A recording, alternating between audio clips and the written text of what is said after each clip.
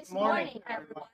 Attorney and classmates, please allow us to introduce ourselves and our roles to be followed immediately by our simulation in pre-trial and arraignment proceedings in a criminal case of murder at the Municipal Trial Court of Escalante.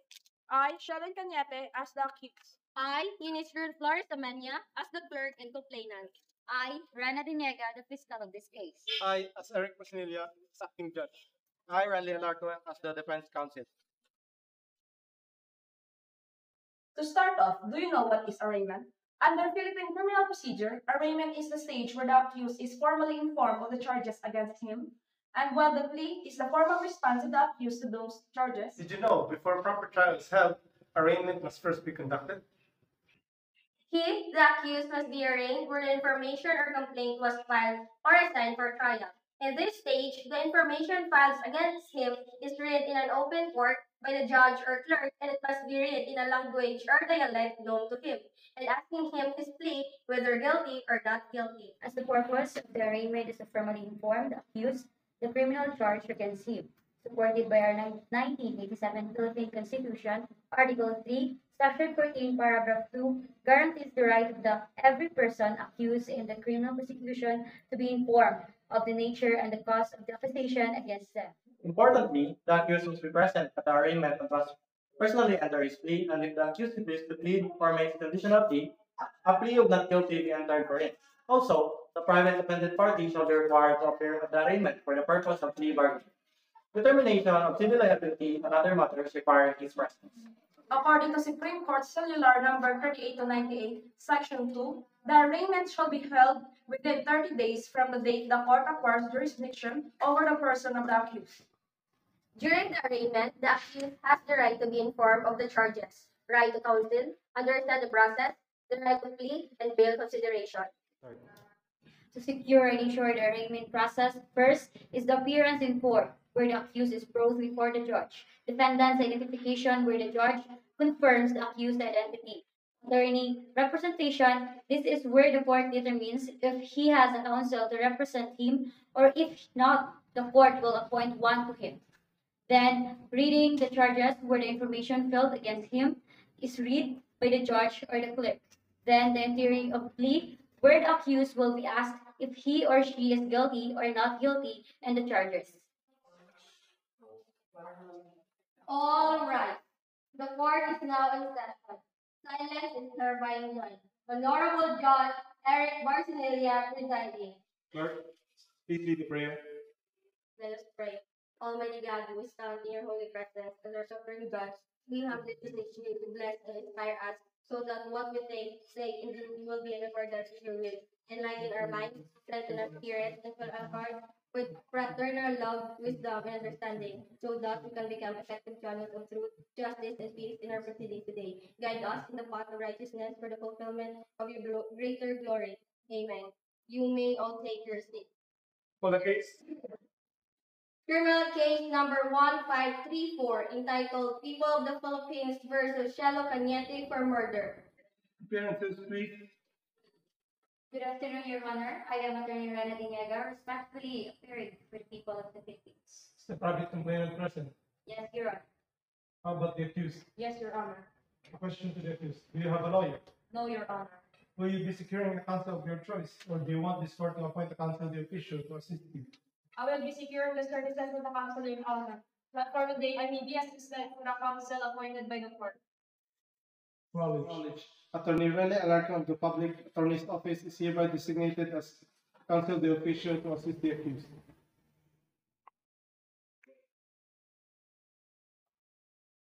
Accepted, Your Honor. Hearing will be given time to confer with the accused. Granted.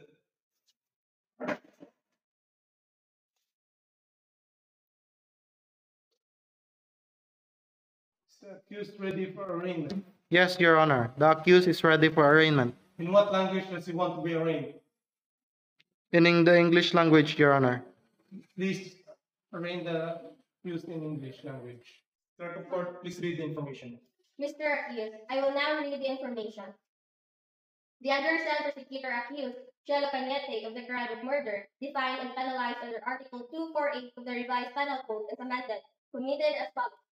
That on or about the 21st day of April 2025 in Hacienda Fez, Calate City, Negros Occidental, Philippines, and within the jurisdiction of this honorable court, the above named accused Shelo Cañete, armed with a hard object, specifically a rock, with intent to kill and attended with the qualifying circumstances of treachery and abuse of superior strength, dead in, and they are willfully, unlawfully, and feloniously attack, assault, and strike Walter Silvilla in the head with a sidra during or immediately following a heated argument while they were drinking.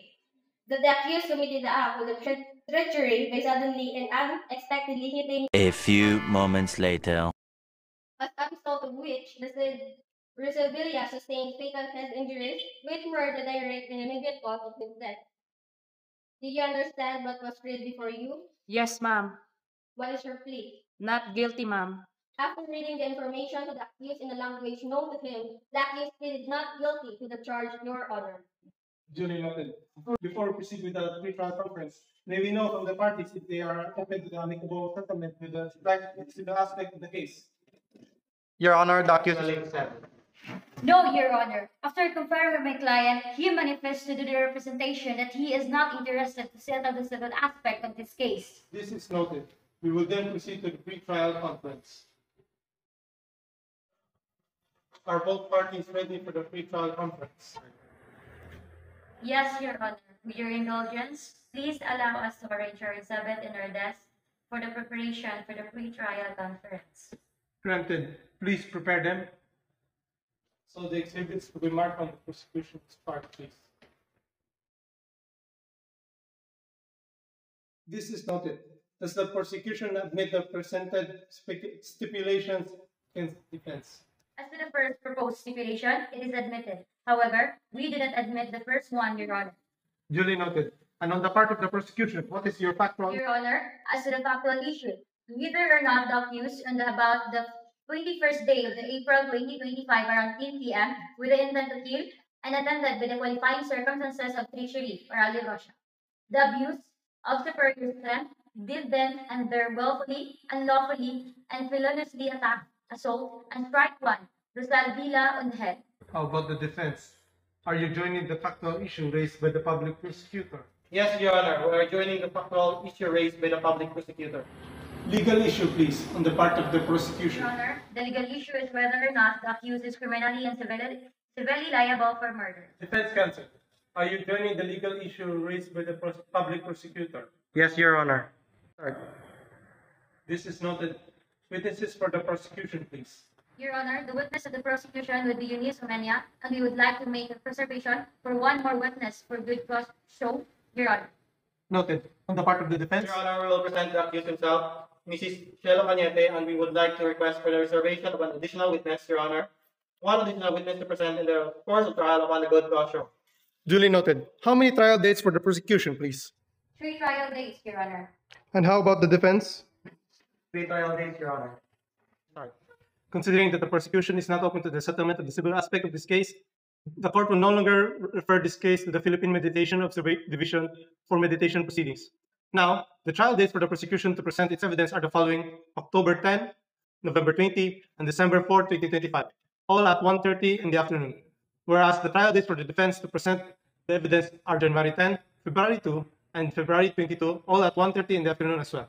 These trial dates are trial and intransferable, and no motions in postponement are dilatory in character shall be entertained by the court. If such motions are granted in exceptional cases, the postponement by either party shall be deducted from such party's allotted time to present evidence. Failure of the party or his or her counsel to comply with the above-mentioned schedule of hearings or deadline shall be ground to imposition of fines and other sanctions by the court. Parties and their counsels are hereby notified hereof, and the court shall no longer issue subpoena to the parties present today. Any other matters? What is your pleasure now, counsels? Your Honor, would like to move for the termination of the pre-trial conference. Yes, Your Honor, we are doing the manifestation.